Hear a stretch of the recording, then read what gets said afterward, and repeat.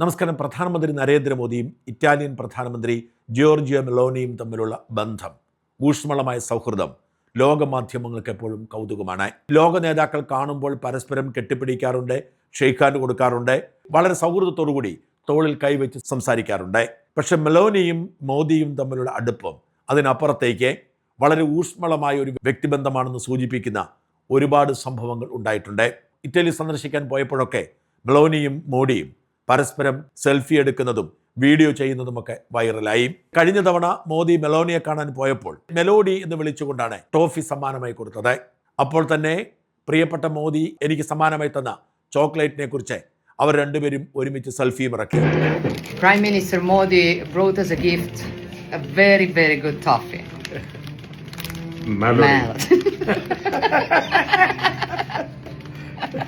Italian pop കൾച്ചറിനെ സ്വാധീനിക്കുന്ന തരത്തിലേക്ക് മെലോഡി മാറി.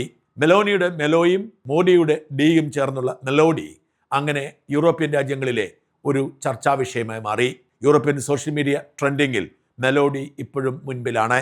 അനേകം പോപ്പ് ഗായകരാണ് മോദിയെയും മെലോണിയെയും ചേർത്ത് ഗാനങ്ങൾ എഴുതിയതും അവതരിപ്പിച്ചതും. ഇതൊന്നും പിടിക്കാത്ത ഒരാൾ ഇവരുടെ കൂടെയുണ്ടെന്ന് ഇവർ പോലും അറിഞ്ഞത് കഴിഞ്ഞ ദിവസം മോദിയും മെലോണിയും പാരീസിലെ G7 യോഗത്തിൽ വെച്ച് തമ്മിൽ കണ്ടപ്പോഴാണ്. ലോകത്തിൻ്റെ പ്രഥമ പൗരനാണ് താൻ, ലോകത്തെല്ലാവരും തന്നെ സ്നേഹിക്കണം, താൻ പറയുന്ന വിഡ്ഢിത്തം പോലും മഹത്താണെന്ന് ചൂണ്ടിക്കാണിക്കണം, തനിക്ക് നൊബേൽ സമ്മാനം നൽകാൻ ശുപാർശ ചെയ്യണം, താൻ ചെയ്യുന്ന ഏത് വൃത്തികേടുകളും മഹത്തായ പ്രക്രിയയാണെന്ന് പ്രചരിപ്പിക്കണമെന്ന് വിശ്വസിക്കുന്ന ഒരാളാണ് അമേരിക്കൻ പ്രസിഡന്റ് ഡൊണാൾഡ് ട്രംപ്.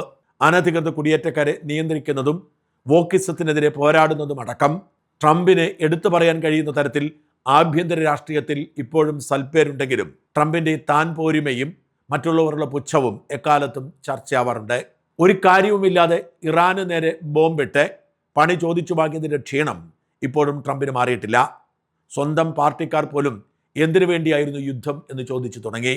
ട്രംപും ഇസ്രയേലും ചേർന്ന് ഇറാനിൽ ബോംബിട്ട് നശിപ്പിച്ചതിന് പകരം $300 ബില്യൺ കൊടുക്കാമെന്ന് സമ്മതിച്ചാണ് യുദ്ധം അവസാനിപ്പിച്ചതെന്ന് ഓർക്കണം. മാത്രമല്ല, യുദ്ധം ആരംഭിക്കാൻ ഒരു കാരണമേ ഉണ്ടായിരുന്നുള്ളൂ. ആ കാരണത്തിന് പരിഹാരം ഉണ്ടായില്ല. ഇറാന് അണുവായുധ ശേഖരമുണ്ടെന്ന് അമേരിക്ക പറയുന്നു, ഇല്ല എന്ന് ഇറാൻ പറയുന്നു. അത് ഞങ്ങൾ നശിപ്പിക്കുമെന്ന് പറയുന്നു. നശിപ്പിക്കാൻ കഴിഞ്ഞില്ല, നശിപ്പിക്കുമെന്ന് അവരെ കൊണ്ട് കരാറിൽ ഒപ്പിടിക്കാൻ കഴിഞ്ഞില്ല. അങ്ങനെ തോറ്റു പിന്മാറിയിട്ടും താനാണ് കേമൻ എന്ന് ധരിച്ച് വശായി നടക്കുകയാണ് ട്രംപ്.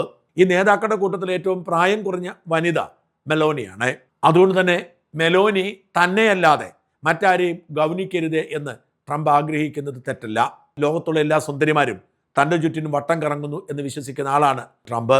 പണ്ട് ഫ്രഞ്ച് പ്രസിഡന്റ് ഭാര്യയെ കണ്ടപ്പോൾ നിയന്ത്രണം വിട്ട് എന്തൊക്കെയോ പറഞ്ഞത് വിവാദമായിരുന്നു. അങ്ങനെ ഒരു ആത്മവിശ്വാസമുള്ള ട്രംപ് പാരീസിൽ ചെന്നപ്പോൾ കാണുന്ന കാഴ്ച മോദിയുടെ ചുറ്റും നടക്കുന്ന മെലോണിയാണ്. നേരത്തെ മെലോഡിയിലൂടെ ഇവർ വൈറലായപ്പോഴേ പിടിച്ചില്ലായിരുന്നു. ഇതാ പാരീസിലെത്തിയപ്പോൾ അവിടെയും മോദിയും മെലോഡിയും. മാത്രമല്ല, മാധ്യമങ്ങളോട് മെലോണി പറഞ്ഞു, ഞങ്ങളാണ് സോഷ്യൽ മീഡിയയിലെ ഏറ്റവും വലിയ വൈറൽ കപ്പിൾസ് എന്ന്. ഇതൊക്കെ കേട്ട് സഹികെട്ട് ചൊറിച്ചിൽ സഹിക്കാനാവാൻ നിൽക്കുന്ന ട്രംപിനെ കൂടുതൽ ചൊടിപ്പിച്ചുകൊണ്ട് ട്രംപിൻ്റെ തൊട്ടടുത്തേക്ക് ഫ്രഞ്ച് പ്രസിഡന്റ് മാക്രോൺ മോദിയെ പിടിച്ചു നിർത്തി. G7 രാജ്യങ്ങളിലെ ഭരണത്തലവന്മാരാണ് അവിടെ എത്തിയിരിക്കുന്നത്. മോദി അവിടെ എത്തിയത് മാക്രോൺ പ്രത്യേകം ക്ഷണിച്ചതുകൊണ്ടാണ്.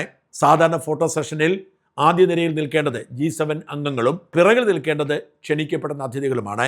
പക്ഷേ ട്രംപിൻ്റെ വലതുവശത്ത് നിന്ന മാക്രോൺ അതിനു മുൻപ് ട്രംപിനെ പിടിച്ച് ഇടതുവശത്തങ്ങ് നിർത്തി. ഇത് ട്രംപിന് തീരെ പിടിച്ചില്ല. ട്രംപ് മോദിയെ ഒന്ന് നോക്കിയതല്ലാതെ വലിയ ഗൗരവമൊന്നും കൊടുത്തില്ല. സാധാരണ മോദി ഏത് നേതാവിനെ കണ്ടാലും കെട്ടിപ്പിടിക്കുന്ന രീതിയുണ്ടെങ്കിലും ഇക്കുറി വെറും ഷെയ്ക്ക് ഹാൻഡിൽ ഒതുക്കിയതുപോലും മെലോണിക്ക് തന്നേക്കാൾ ഇഷ്ടം മോദിയോടാണ് എന്ന ഒരു തോന്നൽ കൊണ്ടാണ്. ഫോട്ടോ സെഷനൊക്കെ കഴിഞ്ഞ് എല്ലാവരും മടങ്ങുന്നതിന് മുൻപ് ട്രംപ് ഒരു ഇറ്റാലിയൻ മാധ്യമത്തിന് അഭിമുഖം കൊടുക്കുന്നു. ആ അഭിമുഖത്തിൽ ഉള്ളിൽ തികട്ടിക്കിടക്കുന്ന ആ പക അങ്ങ് തീർക്കുകയാണ്. മെലോണിയെ പച്ചത്തെറി വിളിച്ചു. മെലോണിക്ക് ധൈര്യമില്ല, അവരൊരു ഭീരുവാണ്, എന്നോട് പലതവണ യാചിച്ചതുകൊണ്ടാണ് ഞാൻ അവരോടൊപ്പം ഒരു ഫോട്ടോ സെഷൻ നിന്നുകൊടുത്തത് എന്നായിരുന്നു ട്രംപിൻ്റെ ആരോപണം. ഇത് മെലോണിയെ വല്ലാതെ പ്രകോപിപ്പിച്ചു. 2025 ട്രംപ് സത്യപ്രതിജ്ഞ ചെയ്തപ്പോൾ പരസ്യമായി പിന്തുണ കൊടുത്ത ഏക യൂറോപ്യൻ നേതാവ് മെലോണിയായിരുന്നു. സത്യപ്രതിജ്ഞാ ചടങ്ങിൽ നിന്നും ബ്രിട്ടീഷ് പ്രധാനമന്ത്രി അടക്കമുള്ളവർ വിട്ടുനിന്നപ്പോൾ തീവ്ര വലത് രാഷ്ട്രീയം പുലർത്തുന്ന മെലോണി ട്രംപിനെ ആശംസകളുമായി അമേരിക്കയ്ക്ക് പോയിരുന്നു. അവർ തമ്മിൽ നല്ല ബന്ധമായിരുന്നെങ്കിലും മോദിയോട് ട്രംപിനേക്കാൾ കൂടുതൽ ഇഷ്ടം മെലോണിക്ക് തോന്നിത്തുടങ്ങിയ അന്ന് മുതൽ ട്രംപിന് മെലോണിയോടും കലിപ്പായി. അതിനിടയിലാണ് ഇറാൻ യുദ്ധമുണ്ടാവുന്നതും അമേരിക്ക ഒറ്റപ്പെടുന്നതും. യൂറോപ്യൻ രാജ്യങ്ങൾ സഹകരിക്കുന്നില്ല എന്ന പരാതിയുമായി ട്രംപ് പലയിടത്തും നടന്നു. യൂറോപ്യൻ രാജ്യങ്ങളുടെ മേൽ ആരോപണം ഉന്നയിച്ചു. ഈ യുദ്ധം ശരിയല്ല, ഞങ്ങൾ സഹകരിക്കില്ല, നാറ്റോയുടെ പണിയല്ല അമേരിക്ക തുടങ്ങി വെച്ച യുദ്ധം തീർക്കേണ്ടത് എന്ന നിലപാടായിരുന്നു ട്രംപിൻ്റെ സുഹൃത്തായ ഇറ്റാലിയൻ പ്രധാനമന്ത്രി മെലോനി അടക്കം യൂറോപ്യൻ നേതാക്കന്മാർക്ക്. ഇത് ട്രംപിനെ ചൊടിപ്പിക്കുകയും മെലോനി ധീരയാണ് എന്ന് കരുതി ഭീരുവാണ് എന്നൊക്കെ പറയുകയും ചെയ്തു. ഇറാൻ യുദ്ധത്തിന്റെ പേരിൽ ട്രംപിനെ വിമർശിച്ച പോപ്പിനെതിരെ മെലോനി പരസ്യമായി പ്രതികരിക്കുക കൂടി ചെയ്തതോടെ അവർ തമ്മിലുള്ള ബന്ധം വഷളായിരുന്നു. ആ വഷളായ ബന്ധം പരിഹരിക്കാൻ ഒരു ശ്രമവും നടത്താത്ത മെലോനി G7 വേദിയിൽ മോദിയോട് അടുപ്പം കാണിച്ചത് കട്ടക്കൽപ്പിന് കാരണമായതിനെ തുടർന്നായിരുന്നു ട്രംപ് മെലോനിയെ ചീത്ത വിളിച്ചുകൊണ്ട് അഭിമുഖം കൊടുത്തത്. തൊട്ടു പിന്നാലെ മെലോനി ഒരു സെൽഫി വീഡിയോയുമായി രംഗത്ത് വന്നു.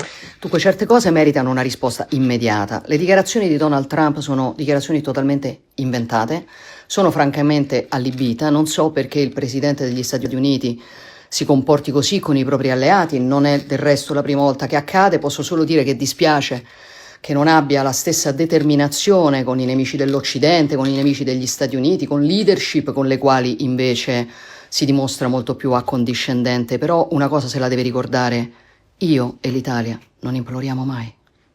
താനോ ഇറ്റലിക്കാരോ ആരുടെയും കാലി പിടിക്കില്ലെന്നും ആരോടും യാചിക്കില്ലെന്നും ട്രംപിന്റെ തോന്നലാണെന്നും മെലോനി തിരിച്ചു പറഞ്ഞു.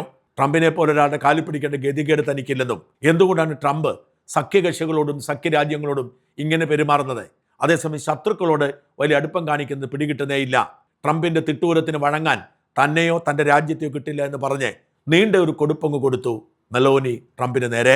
എന്തായാലും സാധാരണ മനുഷ്യർക്കിടയിലുള്ള സൗന്ദര്യപ്പിണക്കങ്ങളും ഒരു പെണ്ണിനോട് അടുപ്പം കാണിക്കുമ്പോൾ ഉണ്ടാവുന്ന ലവ് റൈവലറിയും ഒക്കെ ലോക നേതാക്കൾക്കിടയിലുമുണ്ട് എന്ന് തെളിയിക്കുകയാണ് ഈ വിഷയങ്ങൾ. മെലോനിക്ക് മോദിയോട് പ്രേമമാണോ എന്ന് പോലും ചോദിക്കുന്ന പാശ്ചാത്യ മാധ്യമങ്ങളുണ്ട്. മെലോനിയെ ചൊല്ലി ട്രംപും മോദിയും തമ്മിൽ ഉടക്കുന്നു എന്ന് ചിലർ പറയുമ്പോൾ മെലോനിക്ക് മോദിയോടുള്ള ഇഷ്ടത്തിൽ അസൂയാണ് ട്രംപിനെന്നാണ് ഭൂരിപക്ഷം പാശ്ചാത്യ മാധ്യമങ്ങളും ഗോസിപ്പ് കോളത്തിൽ എഴുതുന്നത്.